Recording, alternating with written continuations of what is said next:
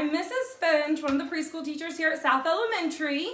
I am going to be reading to you tonight for the Snuggle In, The Littlest Witch by Brandy Daughtry. And I've got two little friends here with me. This is Blackjack and this is Kino. And they're wearing their cute little hats and they're going to help me read this story. So, The Littlest Witch. Blackjack's going to take his hat off over there. Wilma was a witch. She lived with her family in the mistest part of the spooky woods. There were many witches in Wilma's community, but Wilma was the littlest witch.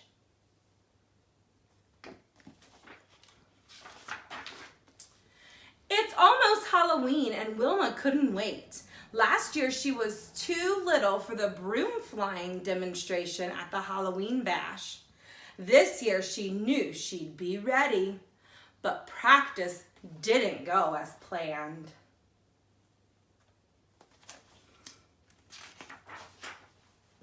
Wilma joined broom practice day after day. She knew the routine by heart, but her little arms and legs just couldn't hold the broom to do the spins, turns, and stunts the other witches could do. At the end of another tough practice, Wilma's mother kissed her nose.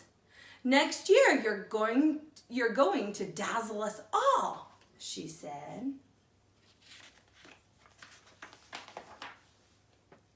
Still, Wilma was determined to do something special for the big Halloween party.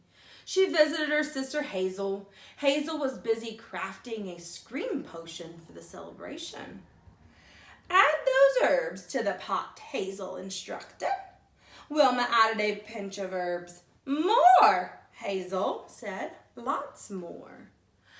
But the big jar slipped from Wilma's tiny hands and landed in the pot.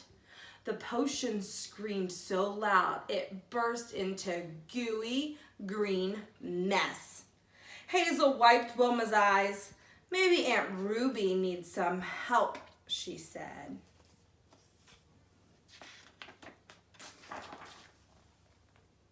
Wilma hurried to Aunt Ruby's house.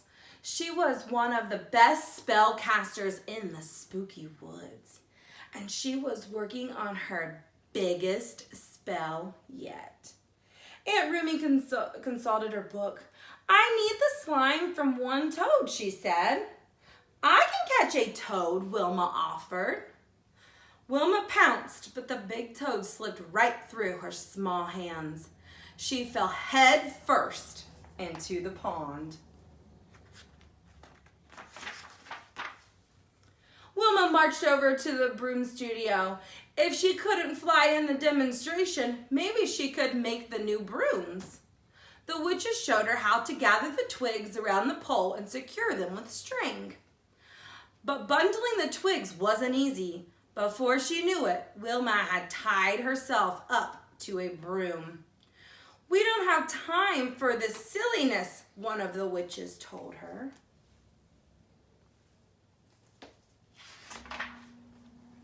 Wilma ran to her grandmother's cottage. "I'm still too little," she cried. "Nonsense," Nonny said. "I was just finishing your new shoes for the big night." Wilma stepped into her beautiful new shoes. They were much too big. "Oh dear," Nonny said. "I'll need to make some adjustments." Kino, are your shoes too big? Wilma roamed through the spooky woods. She was sad. She knew there had to be one special thing she could do this Halloween, even if she was little. Wilma rounded the corner, bumped right into her friend, May the Mummy. May was sad too. "There's no part for me on Halloween," Wilma whispered. May nodded. "I was ready to do the mummy dance this year, but now my family is stuck home with the monster mumps." "At least we can go together," Wilma said.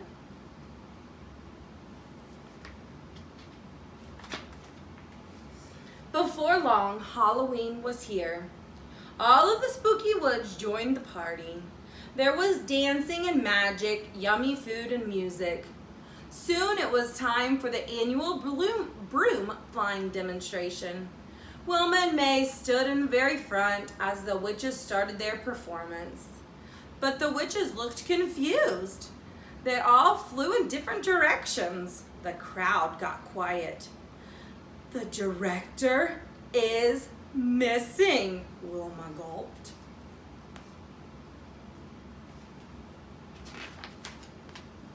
Wilma looked around, then she had an idea. Quick, May, give me a boost. May helped Wilma climb onto her shoulders. Now she was very tall. Wilma got the witches' attention and began conducting the routine. The witches lined up and started again, following Wilma's directions.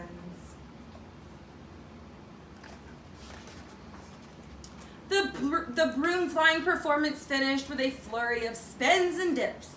Everyone laughed and gasped and clapped and cheered. The witches stole the show with their fantastic demonstration. All thanks to Wilma and May. Once again, Wilma and May proved that being little can be fun. But it's the magic of friendship that makes it even sweeter.